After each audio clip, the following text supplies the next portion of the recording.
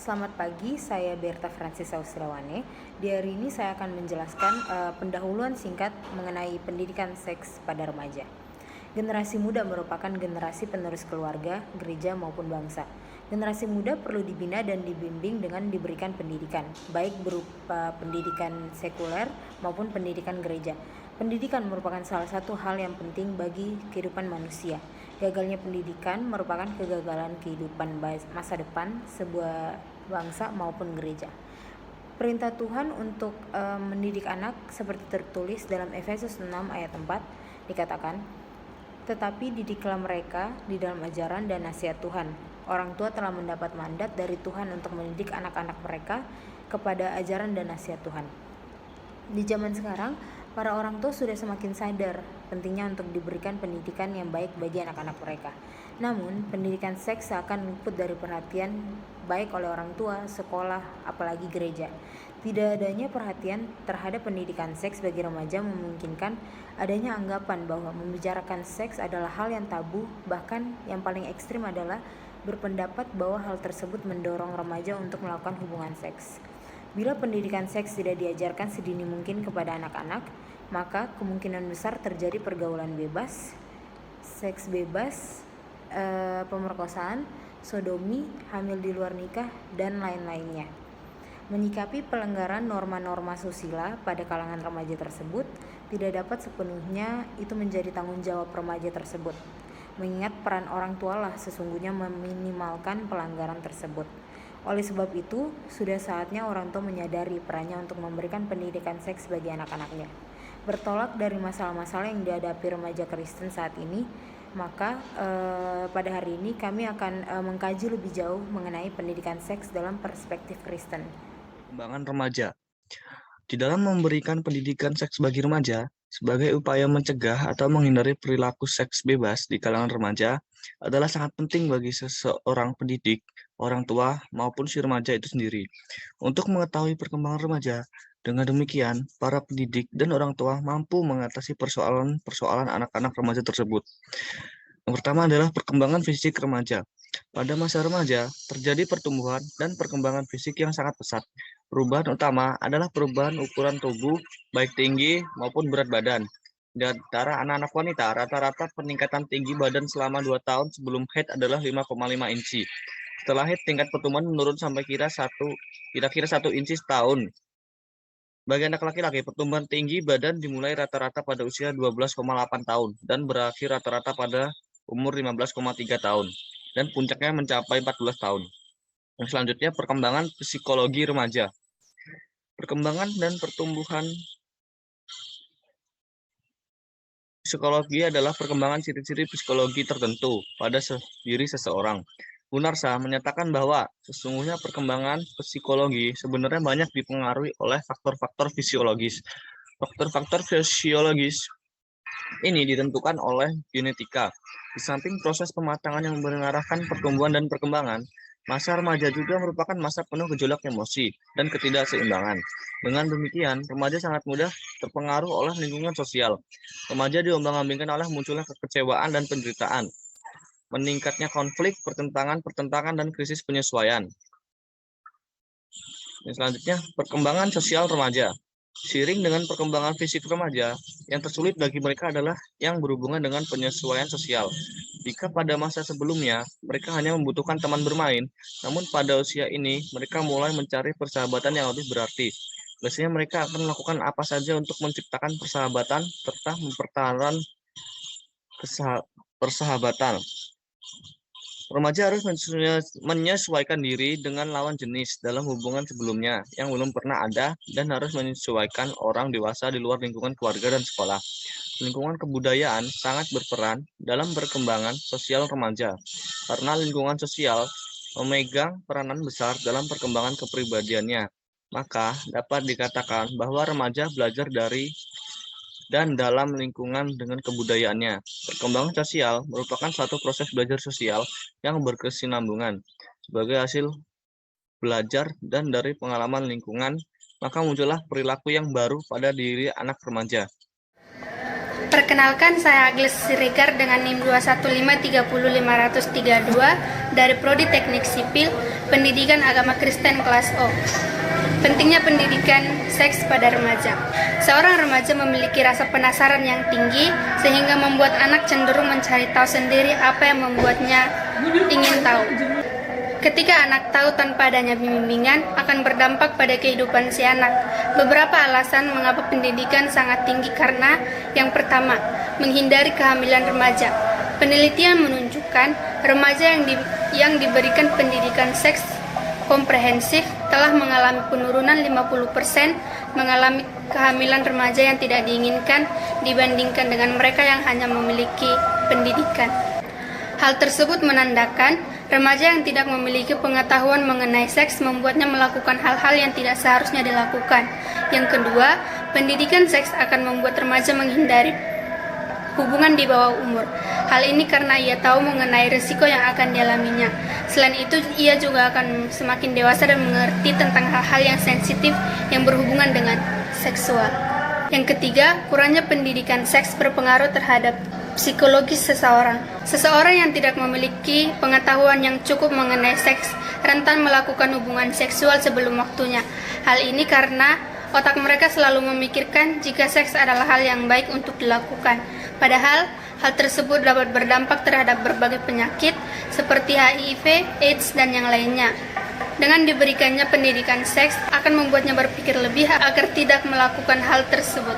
Yang keempat, mencegah ketertarikan terhadap konten seksual. Di era digital saat ini, sangat mudah untuk menemukan berbagai konten seksual yang tersebar di internet. Jika seseorang tidak mendapatkan pendidikan seks yang cukup, akan membuatnya tertarik terhadap hal tersebut, bahkan membuatnya kecanduan. Yang selanjutnya, menghindari melakukan hubungan seks sejak dini. Kurangnya pengetahuan serta rasa penasaran yang dimiliki remaja dapat membuatnya melakukan hubungan seks dini. Selain itu, biasanya mereka melakukan hubungan tanpa pengaman yang dapat berisiko menyebabkan berbagai penyakit. Hal ini juga sangat penting diketahui, terutama kepada remaja wanita. Banyak sekali risiko yang dapat dialaminya karena kurangnya pengetahuan mengenai seks. Salah satunya ialah kehamilan dan kasus pelecehan seksual.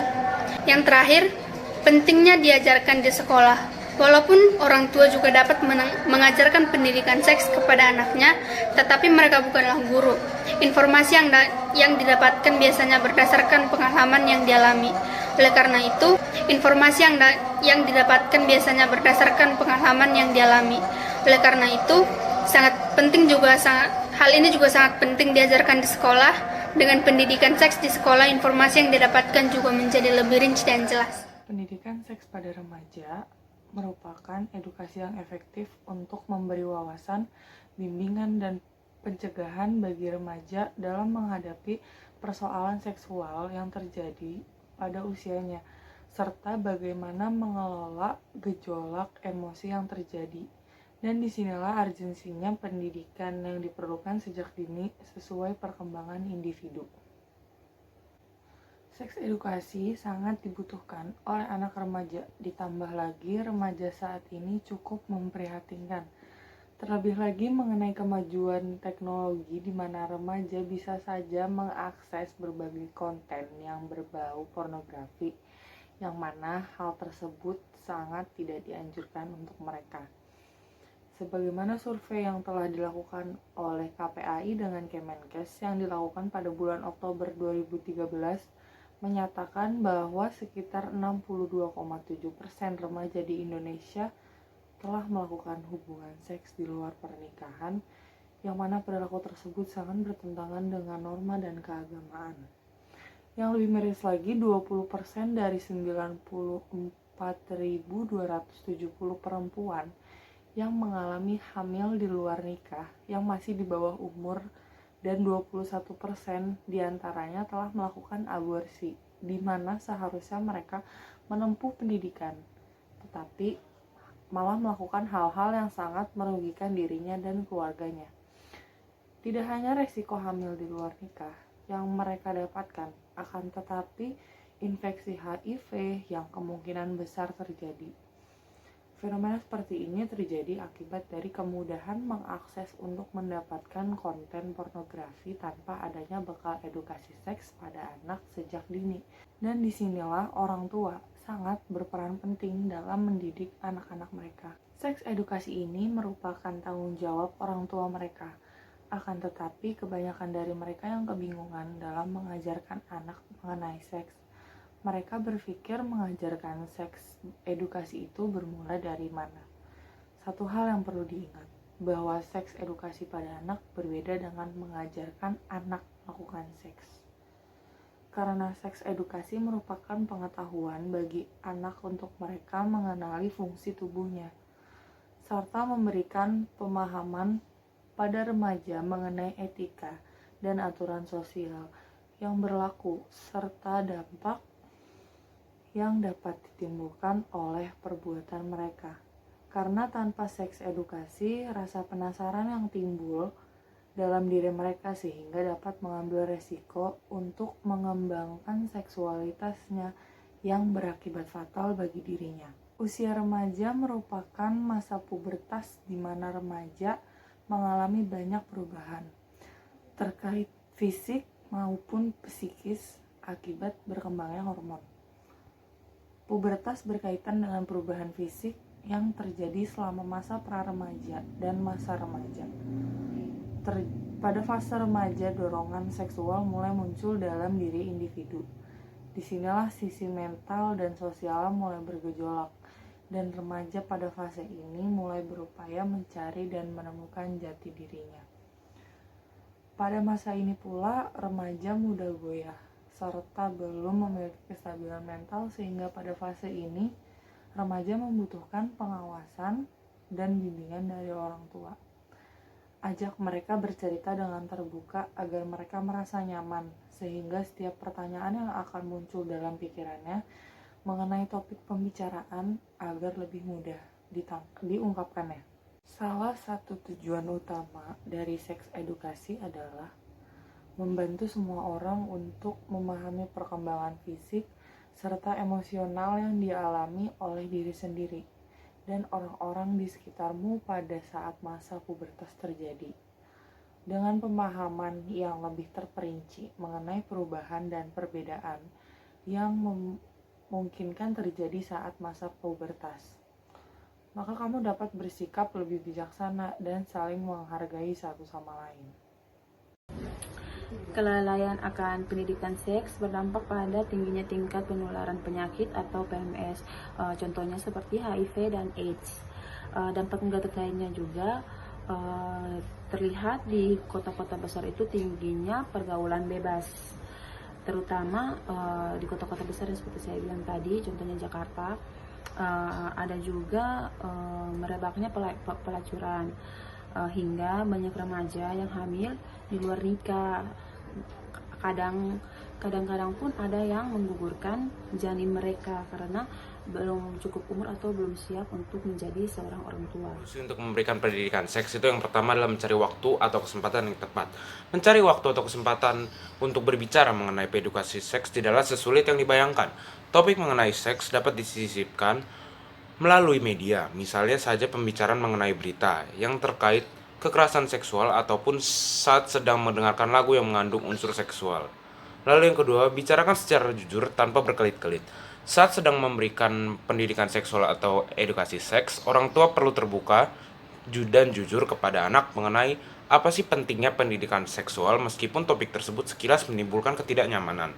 Saat orang tua tidak bisa menjawab pertanyaan anak, orang tua tidak perlu malu untuk mengakuinya. Bahkan orang tua dapat mencoba cari tahu jawabannya bersama anak. Lalu yang ketiga adalah jadikan ajang untuk berdiskusi dan bukan untuk menghakimi. Tidak hanya orang tua yang dapat mengekspresikan perasaan atau pemikirannya mengenai hal-hal yang berhubungan dengan seks, tetapi anak juga memiliki hak untuk menyampaikan pemikiran dan perasaannya. Orang tua sebaiknya tidak menghakimi, mencemooh, dan memarahi anak mengenai pemikiran dan perasaan sehubungan dengan hal-hal yang berbau seksual. Cobalah untuk tidak mendikte anak dan memahami pandangan atau persepsi anak. Lalu yang keempat, jangan hanya terbatas pada hubungan seksual. Pendidikan seksual memang bertujuan untuk memberitahukan remaja mengenai seperti apa hubungan intim yang aman dan sehat, serta waktu yang tepat untuk dapat melakukan hubungan seksual. Namun, edukasi seks juga harus meliputi informasi mengenai hubungan berpacaran. Remaja perlu mengetahui bagaimana pacaran yang benar serta bagaimana cara memilih pasangan yang tepat.